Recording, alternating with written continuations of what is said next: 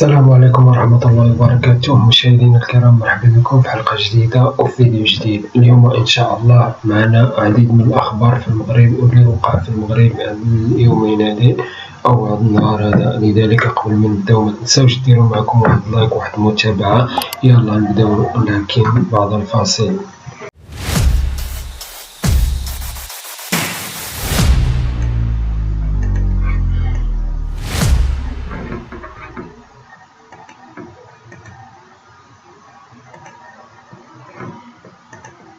نشوفوا شنو هو واقع، واش واقع شي حاجه، واش واقع شي حاجه نتبر نصير الشانطي تقريبا كامل هبط. كيف كتشوفوا معنا الارض هبطات بالناس. شوف شي قادوس ولا ما عرفتش شنو.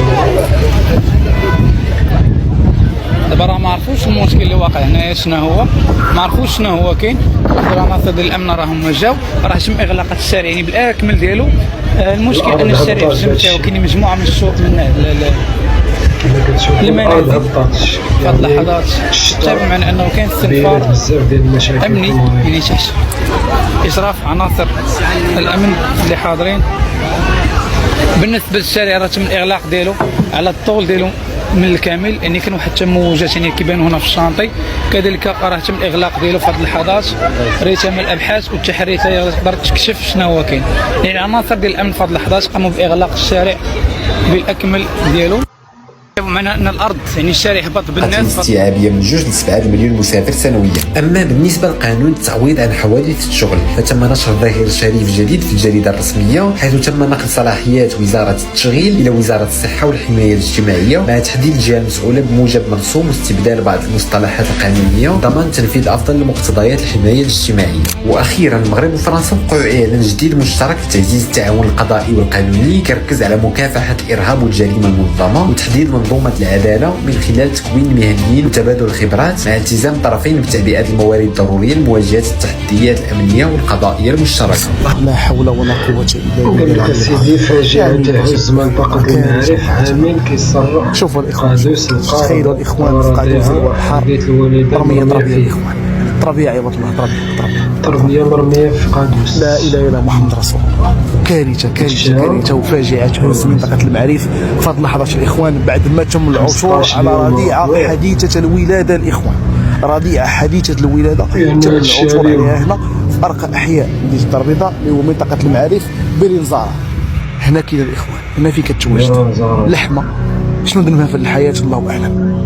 واش شنو دارت كاع؟ التربيه تزادت، وربما مفارقه غير شرعيه، ربما نتج على اغتصاب تزادت وتلحت هنا في قادوز الاخوان ديال واد الحار. تربيه فضل كاينين بزاف الناس محرومين من كلمه بابا ولا ماما.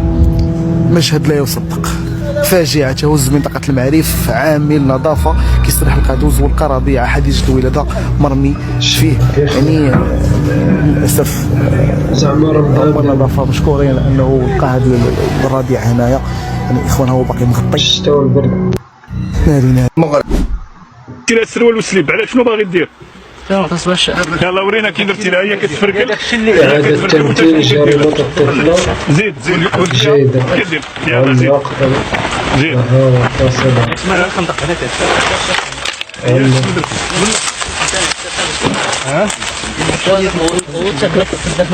كتغوت هي.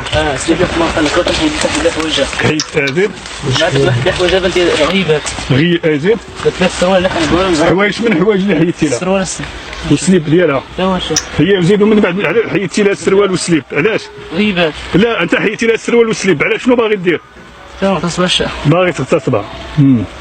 ايه زيد غريبات. اش هذا ثلاث سروال نقول زريتها ديتها ليه. زيد هز درتي لها السروال عاد بلاتي. ورينا شي من ديال شي سروال. شوفي شكون درتي لها. شنو درتي لها باش ورينا؟ حيدتي لها السروال ديالها. حط كي درتي لها. درت حركه الشفاه. كي درتي ورينا كي كنتي كدير. شنختيها وبقيتي جارها. سير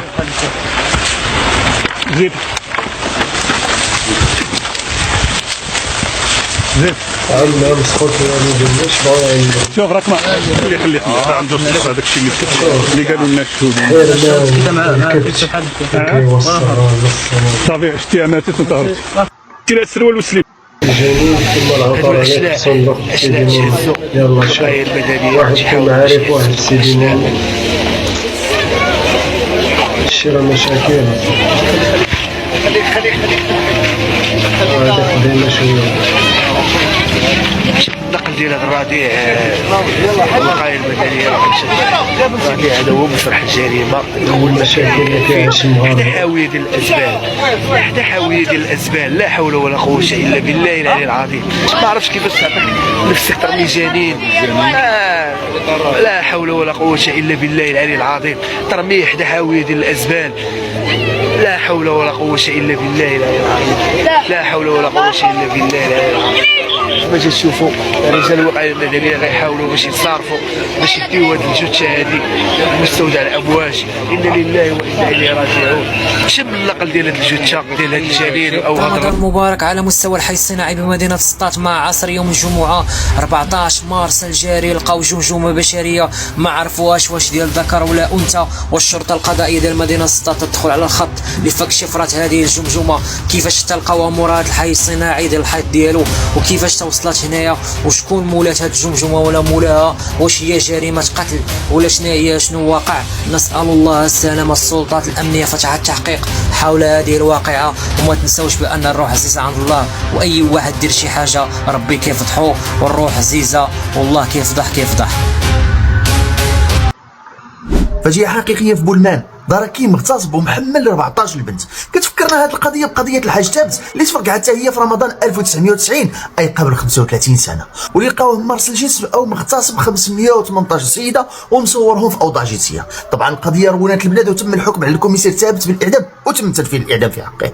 وبعد 35 سنه مازال هادشي كيتكرر في المغرب. دراكيم متهم اليوم هو وفلاح واستاذ باغتصاب 14 تلميذه بينهم قاصرات، وهادشي فقط اللي تم التوصل اليه، ويقدر العدد يكون اكبر من هادشي بكثير. ومن بين المغتصبات كاين بنات حملوا، ولكن تم الصمت خوفا من الفضيحه، خصوصا في قرويه بحال كيكو في بولمان اللي كتعاني من التهميش والهشاشه، ومازال المجتمع فيها كيحاسب المراه حتى لو كانت مغتصبه وكيحملها المسؤوليه. القضيه كتخلينا نتسائل واش ماشي وهبي خاصو يشوف تعديلات في قوانين هذه الفضائح، بدل ما انه كيمشي يحيد الجمعيات محاسبه الفاسدين، او يحيد قانون الاطراء غير مشروع، او يحاكم الصحفيين بالقانون الجنائي. حقاش في الوقت اللي وزير العدل الملاهي مع الصحفيين كاين جرائم كتوقع خاص يتم تعديل عقوبتها، وايضا تفعيل عقوبه الاعدام. وهبي ما باغيهاش، ما عرفناش علاش. حقاش هاد العقوبه كتكون من جنس العمل، ما يمكنش تكون صفيتيها البنادم بدم بارد ويجي وهبي يقول لك لا ما نعدموش مسكين، وهذاك اللي تصفى ماشي مسكين. راه التساهل في القضايا الجنائيه وملاحقه الصحفيين والمجتمع المدني هو اللي مخلي هذا هو واجب على كل مغربي انه ينوض مع الوقفه، لان الملكيه في خطر. من الاخر انا غادي نشرح لكم. ليا شي 3 ايام تقريبا او 4 ايام ذكرت واحد الاسم سميتو عبد الرحيم حامد الدين، اللي وصلتني عليه معلومات كارثيه واستنتجت على انه مصدر الفساد. واكثر من ذلك مشاو الناس بعاد وقالوا لي هذا السيد هذا والمجموعه ديالو اللي داخل فيها عبد اللطيف الحموشي اللي هو تلميذ، يعتبر تلميذ ديال عبد الرحيم حامد الدين، لان حامد الدين مسؤول كبير في لا دي اس تي، وكانت تعرضت عليه الاداره العامه للامن الوطني ورفض، لانه بغى يبقى في الظل وحتى واحد ما عرف، حتى واحد ما عرف الصوره ديالو، ولكن وصلت للصوره ديالو. علاش؟ لانه هو من يخطط للفساد بجميع الاشكال ديالو، عمليات القتل، التعذيب ديال نشطاء الريف، المحاضر المسخه، اي حاجه عافينا في المغرب هو اللي عنده علاقه بها. طبعا ما كيخدمش بوحده، كيخدم طبعا بالتنسيق مع مجموعه من الناس اللي هما عبد اللطيف الحموشي، نجيم بن سامي المهندس ديال المحاضر المسخه، مجموعه من القضاة، وزيد عليهم حتى عبد النبوي عنده يد في هذا الشيء. ولكن ما اكتشفنا كان مخيف للغايه. الملك محمد السادس يتعرض لانقلاب صامت